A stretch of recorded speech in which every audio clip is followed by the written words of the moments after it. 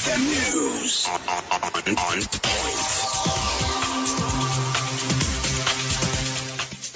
News on XFM. I'm Chris or Tim. The Ministry of Health has okayed public gatherings of 200 people from the previous number of 70. This will also cater for political rallies, church gatherings, weddings and other social events effective the 15th of November 2020.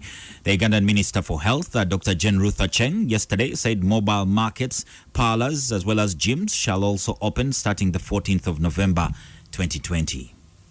That in addition to the basic standard operating procedures, mass gatherings for prayers, political rallies, meetings, and weddings shall not exceed 200 persons, provided the persons attend such events maintain a 2-meter distance in all directions from each other. Cinema halls under Sub-Rule B should also be allowed to operate beginning 14th November 2020, provided the persons attending such events maintain a 2-meter distance in all directions from each other.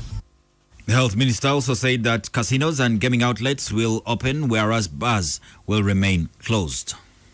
Casinos and gaming outlets may resume operations after fulfilling conditions included in the standard operating procedures beginning Saturday, 14th November 2020. However, the hours of operation will be restricted to 6:30 a.m. to 7 p.m. Considering the phase of the epidemic Uganda is in, with rising cases and deaths in urban areas, suspension on bars and discotheques will continue.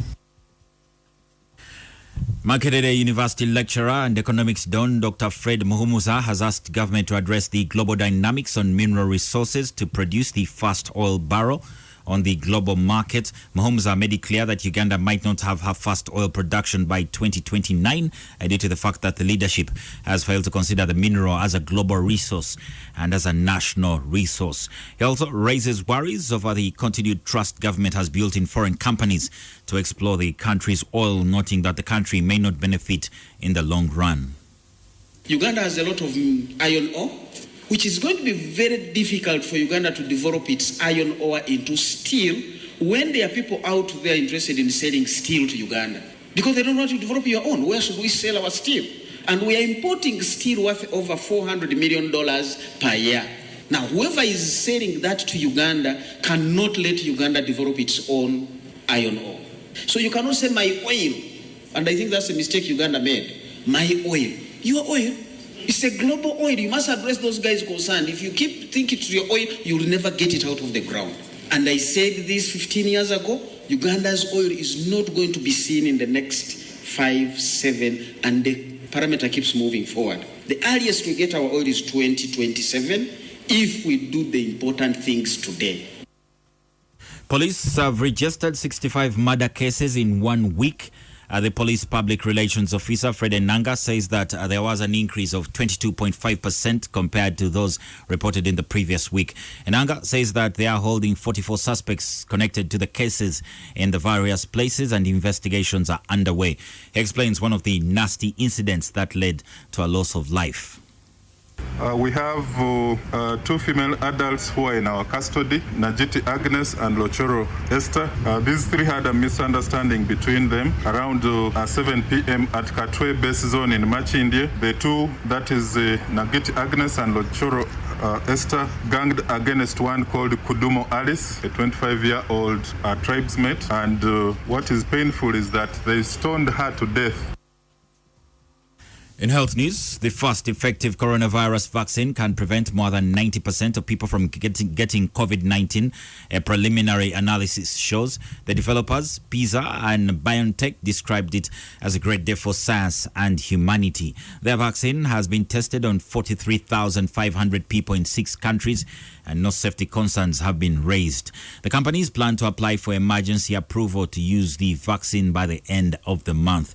The vaccine has gone from the drawing board to being proven highly effective in such a short period of time. In world news, U.S. President Donald Trump has sacked the Defense Secretary Mark Esper, announcing on Twitter that the top U.S. official has been terminated. Christopher Myler, the current head of the National Counterterrorism Center, will take on the role immediately. It follows a public falling out between Mr. Trump and Mr. Esper in recent weeks. Mr. Trump has so far not conceded the U.S. election to President-elect Joe Biden and has vowed to challenge the projected result in court. In the weeks before Mr. Biden takes office on the 20th of January, Mr. Trump is still empowered to make decisions. Now in sports, the Uganda Cranes striker Fahad Bayo has promised to score against South Sudan this Thursday at 4 p.m. Uganda is preparing to face South Sudan's Bright Stars in the Africa Cup of Nations, a qualification game that will be played at St. Mary's Stadium, Chitende. Bayo, who plays in Israel with Ashford Football Club, joined the Cranes camp yesterday and promised to work hard for the team to get maximum points.